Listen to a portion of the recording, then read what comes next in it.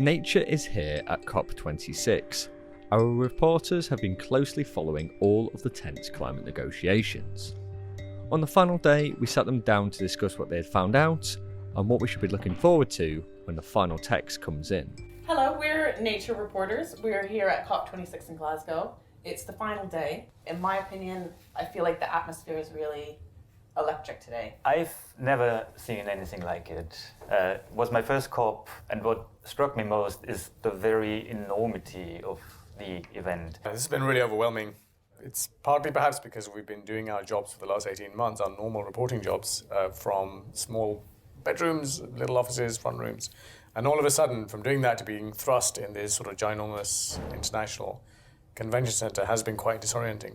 I would absolutely agree. It's huge, it's overwhelming, but you don't really see any of that from the outside. There are so many things that you experience when you're inside this village that aren't really worthy of inclusion in a news story, but actually all feeds into that feeling of either optimism or pessimism that you might come away with. And at the end of the day, just to interact with people who are really trying to grapple with these big problems in all sorts of ways, from whether technology-based or from the perspective of social sciences or from the perspective of science-based policy, it does help keep me in a positive frame of mind.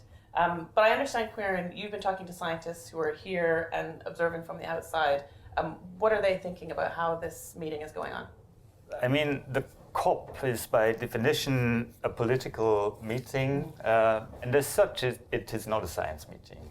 But still, the issue of climate and global change is now an issue that encompasses all science. No discipline of science can afford anymore to ignore the climate change challenges that the world is facing.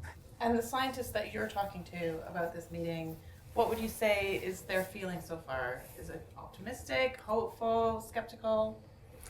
That depends, of course, on whom you ask. I have not experienced a lot of, deep-felt pessimism here. Of course, scientists are well aware of the challenges ahead, but I think being scientists, they are ready and happy to facing these challenges. Now, Hassan, I know you've been looking into the climate justice side of the equation. I spoke to 5, maybe 6 of the researchers who were very involved in the early 90s in the Rio Earth Summit, and they're a bit depressed. They feel that the process that they were all part of set in train many things which have either been forgotten or they've been deliberately sort of obfuscated and avoided. One of those things is the question of historical emissions, which we don't hear about now, and we haven't really heard about so much in the COP, there was a study that we reported on from the Center for Science and Environment in New Delhi, where the researchers added up all of the emissions from roughly the Industrial Revolution to now. And of course, even by the standards of future decarbonisation, there's still a whacking great amount that's occupied by just 7 or 8 countries, including China, but mostly what they call the historical emitters.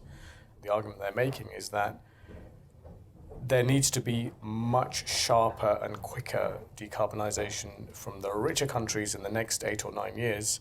Otherwise, the global carbon budget just won't accommodate their industrial needs. And of course, all the debate now here at the COP is everyone has to decarbonise. And so these architects feel that what they called common but differentiated responsibilities, everyone has a responsibility, but they're different. That language has gone, historical emissions has gone, and that's what concerns them.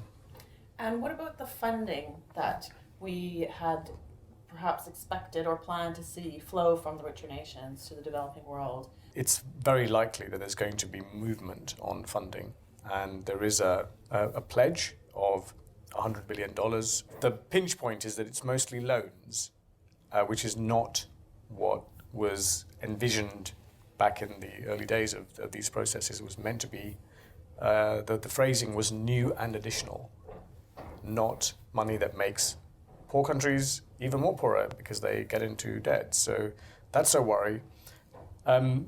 And there is talk also here of what they call loss and damage. It's really liability and compensation in the event that a poor country has a really hard time because of emissions that it didn't do. But they don't use the phrasing of liability and compensation because that could open themselves up to legal claims. So they call it loss and damage. And there is language around loss and damage in the text. I think the language of the agreement is something that I've learned a lot about, which is that although these documents are short, they lack detail, each word, each phrase is fought over and is really important. And I think from the outsider perspective, it might seem, a lot of discussion over what is really a handful of sentences at the end of the day. But each one of those phrases, whether it be loss and damage or something else, can then be used, that's basically thin end of the wedge that all the policymakers and decision makers then use to push these decisions forward. So what key phrases do you think we should be looking for, either in their presence or their absence in the discussion? I know one I was looking for was in decarbonizing transport. There was a lot of discussion over whether active travel, which basically means cycling and walking and not just electric cars, would make it into the discussion, and did make it as a little note at the end. So what can we tell our readers to look out for? I would say 2, maybe 3. So look out for coal. So at the moment, there is text that is saying something to the effect of coal being phased out. There'll be all kinds of caveats to that. Then there's the double F word, fossil fuels. This is in the context of subsidies, in the sense that there may be a call for subsidies, public subsidies to fossil fuels to be phased out. Now, some countries, particularly the oil-producing states, a country like Saudi Arabia or Iran, for example, in parts of the US, Russia, it's the public sector that essentially is the owner of the fossil fuel industry. So you could argue that by definition that is entirely a subsidy. So if you keep the word subsidy in there, then their economies crash overnight, or that's what their worry is. Of course, everybody will look for specific commitments, financial commitments, and commitments as to the speed of decarbonization. But as long as governments are unable to tell us how they will actually achieve their ambitions, scientists and the general public will tend to think that anything what governments may say is but lip service. So a term that I've learned during this COP is this term non-state actors. So we've been talking about funding for coal, for fossil fuels, subsidies. This is all really within the public sphere, but there's a renewed focus on the decarbonization that has to happen in private industry and corporations. Now, I know the UN has announced a couple expert panels where researchers are going to be providing oversight. Can you tell us a bit more about that?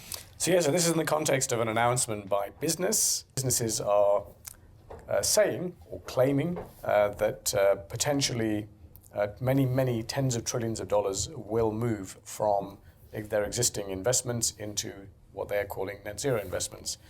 So what the UN has gone and done, they announced more or less at the same time that they would set up some scientists who would start to assess and evaluate what these commitments really mean in practice. It's very early days. They haven't even announced the names of the scientists. We're trying to find that information out, but that's where we are. But outside of these halls where we're sitting, there's a lot of suggestions that this is just greenwashing. My feeling is that most scientists would be rather cautious about, the benefit of setting up just another expert panel. Of course, it is important to get people to talk with each other and have scientists among the people tasked with making decisions, but don't trust on panels. So the big question, is COP26 going to move the needle on climate change? And if so, to the extent that is necessary? Hassan? It will move the needle. Question is how far and how fast. So there's all to play for in the next 24 hours, the next 24 to 48 hours. But then there's also a long game after. I mean, in a way, the real work happens beyond this meeting. And what do you think, Quirin? Are we going to be walking out of the door celebrating tomorrow morning? Yes and no.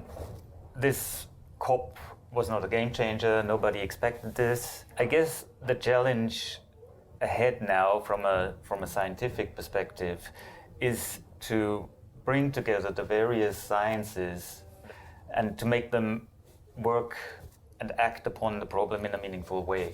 And how this might happen when so many disciplines are involved is an open question, but there's growing interest among scientists and there's enthusiasm among scientists to tackle the problem. So from a scientific point of view, I think we can leave this meeting with some optimistic feelings. I mean, I will chime in that I have been trying to see what's going on outside the conference center as well as inside. And for me, we absolutely cannot ignore all of the people who are not maybe coming through the security gates, but are very, very passionately engaged with what's happening here. And I think that the impact of these activists really can't be overstated in terms of how the decision makers are responding. There's a feeling that the decisions that they make will directly impact their own careers, and that's, I think, what is very motivating for people. So for me, whatever happens inside the walls, there's a fundamental change going on outside the walls as well that hopefully will contribute to a positive movement going forward.